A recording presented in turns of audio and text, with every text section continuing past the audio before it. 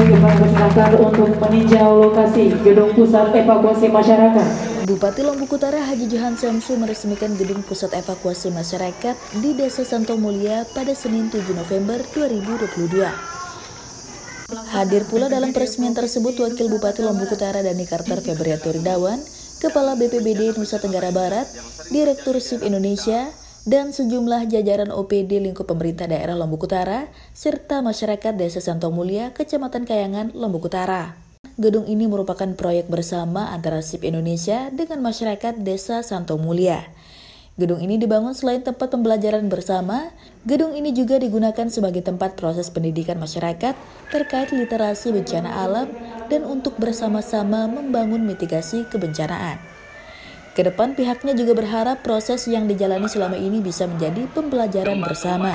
Nah, gedung ini sebenarnya pusat pembelajaran bersama karena apa? Karena prosesnya tidak hanya membangun gedung, tapi juga ada proses lain, misalnya pendidikan masyarakat terkait literasi kebencanaan. Kemudian kita selain itu juga membangun bersama-sama sistem mitigasi kebencanaan. Jadi bagaimana kita merespon bencana, timnya seperti apa, kemudian apa yang bisa kita lakukan ketika terjadi bencana, atau misalnya antisipasi kita, semoga antisipasi kita ketika bencana itu akan terjadi kita tidak gagal. Bedanya gedung ini dengan gedung-gedung yang lainnya, salah satunya gedung ini didesain gedung yang inklusif. Inklusif artinya aksesibilitasnya tinggi, terutama untuk teman-teman warga disabilitas dan lansia, sehingga kalau kita lihat ada bangunan yang semacam ram, itu memudahkan teman-teman yang selama ini susah untuk mengakses sebuah bangunan itu lebih mudah. Sementara itu, Bupati Lombok Utara Haji Johan Samsu menyampaikan ucapan terima kasih kepada NGO SIP Indonesia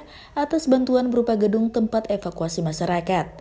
Ia melihat gedung yang dibangun tersebut sangat luar biasa. Tidak hanya itu, gedung ini juga digunakan untuk mendidik masyarakat dalam pengetahuan tentang hal-hal kebencanaan.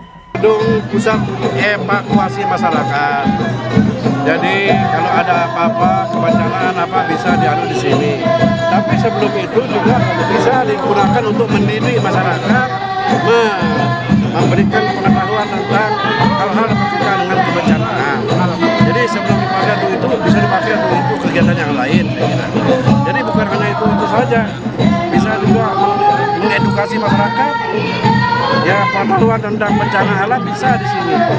Dan kegiatan lain yang bisa dipakai untuk kita meningkatkan ilmunya masyarakat itu, segera itu. Terkait kegunaan gedung evakuasi masyarakat, tentu ke depan akan dimanfaatkan dengan sebaik-baiknya. Setelah diserah terimakan, pihaknya juga akan terus berkolaborasi dengan pihak pengelola yang ada di Desa Santo Mulia. Kedepannya dalam pengelolaan pusat evakuasi masyarakat ini merupakan anugerah bagi pemerintah Desa Santo Mulia itu sendiri. Kenapa kami katakan anugerah? Ini artinya boleh dikatakan sebagai salah satu kebermanfaatannya untuk masyarakat banyak, di samping untuk kegiatan-kegiatan sosial itu. Bangunan ini pun juga bisa dimanfaatkan untuk sebagai sumber PADES dari desa itu.